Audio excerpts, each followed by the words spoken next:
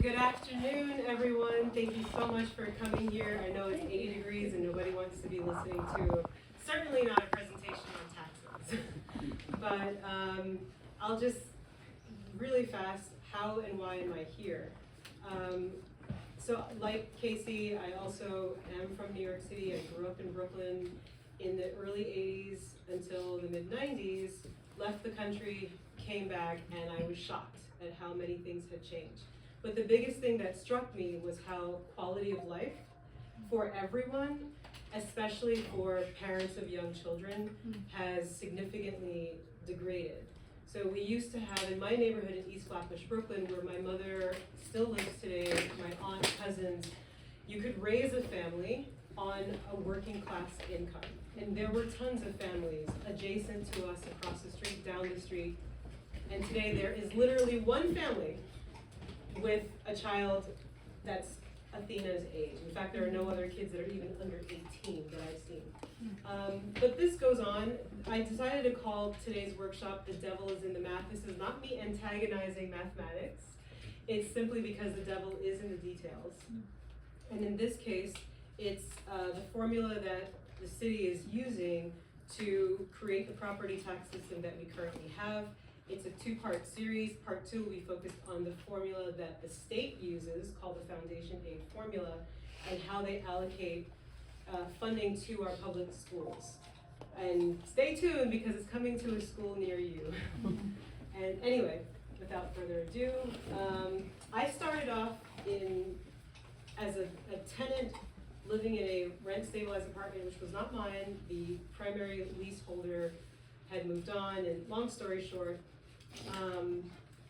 preserving that, I consider that to be part of the stock of permanent affordable housing. You'll hear a lot of politicians and other pundits talking about affordable housing, but we have to make a difference between affordable and permanently affordable, because often it becomes a buzzword for developers to get tax deductions and all sorts of things, but it's not really, and certainly not for, there's no longevity to it. Rent-stabilized apartments have the protection of the state law, which is not the case for a lot of these new projects. They may say it's X percentage of AMI, which might be the case for a year, maybe 5, but how about in 20 years, right? So rent-stabilized apartments, HDFC, someone asked what's an HDFC, and HDFC that's the Housing Development Fund Corporation. This was a program that came about in the late 70s when the city was experiencing a fiscal and economic crisis. Landlords were abandoning their buildings. Some of them were even set fire to. Sorry, try to keep that down over here.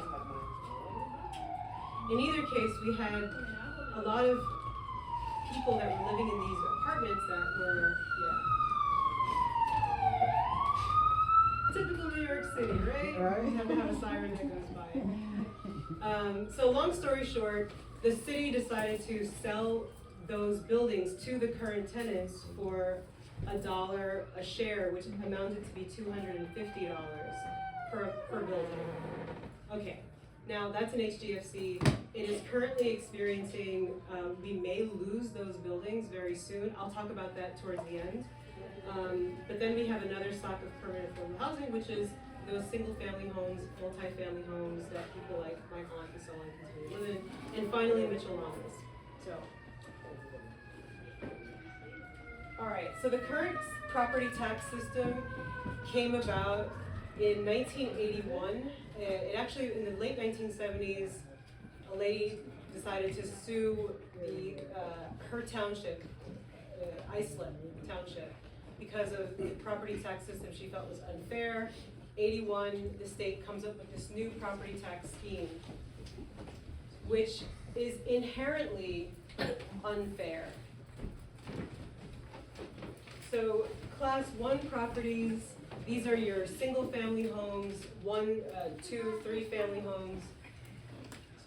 Class 2, this is where you have your co-ops, condominiums, and basically any other residential building falls under the class 2 section of the tax finance system.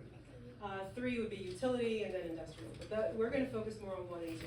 The problem is with this, in my opinion. The residential properties with more than 3 units are subject to a much higher tax system than 1. Why is that a problem? You have a lot of folks that, like in this neighborhood, who may have purchased a brownstone, raised their families there, for example. They no longer have income, so they are considered asset rich, but income poor. Sometimes they rent out an upstairs or another, a section of their homes, and they are taxed the same way that a wealthier landlord of a much larger complex is taxed. The other issue with it, I think, is that the law requires that we value co-ops and condos. Oh, sorry, this other part here. They're the 2 parts. So I just mentioned this, how we value co-ops and condominiums, but then there's also this issue with, so someone like Lois Penny, I'm thinking of, she helped found Concerned Citizens for a Better Harlem. She was telling me, for example, that because she has divided up upstairs, she's not exempt from, there's an abatement you can receive as a senior citizen. We keep looking at the number of units instead of the square footage, right?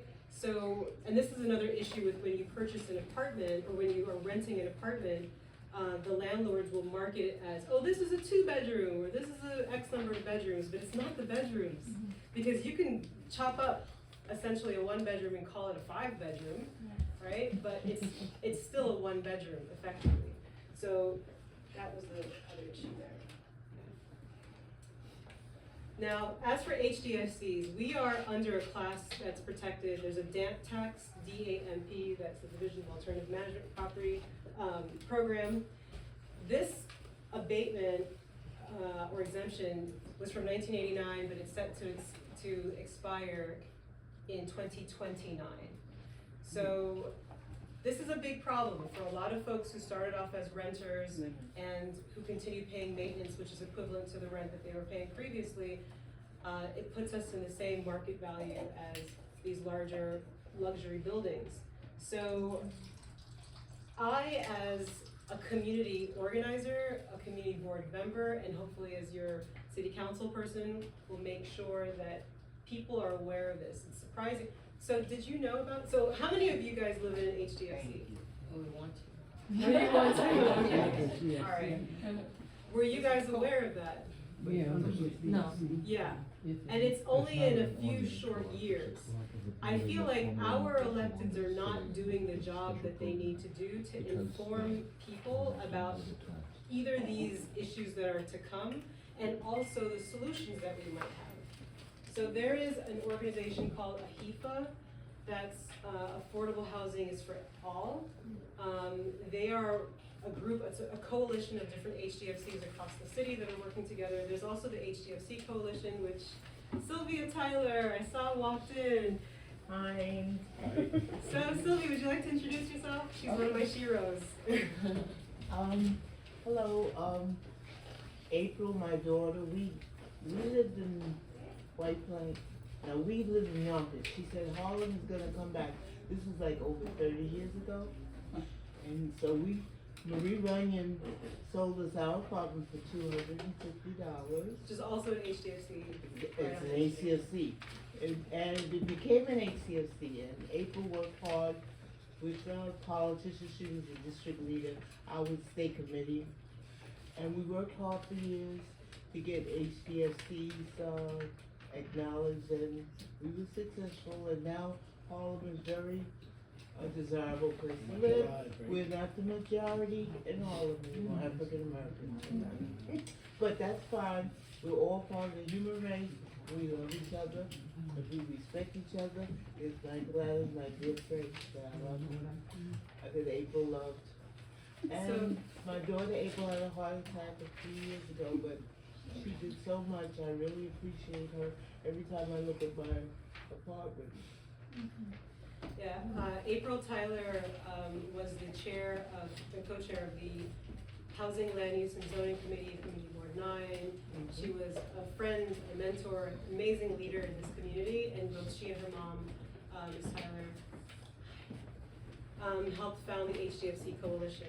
I attribute their hard work and success to the reason why we were able to preserve so many HDFCs. This is the highest concentration of HDFCs in the city, about 1,300 in the city total, but the majority of them are here. The concentration is highest here.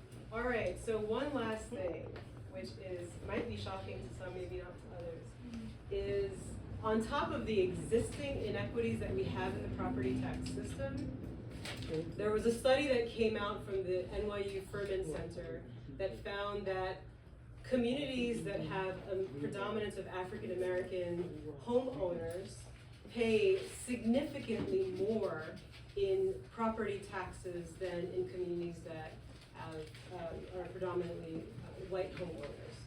And we're not going to get into the weeds of the details of it, but it was something like $17 million more if we were to use the same effective tax rate across the city. So, I'll read that. We're already past the 10 minutes. Are there solutions? Yes. Yeah, what are they? I'm just saying. Well, Same thing as the president now. I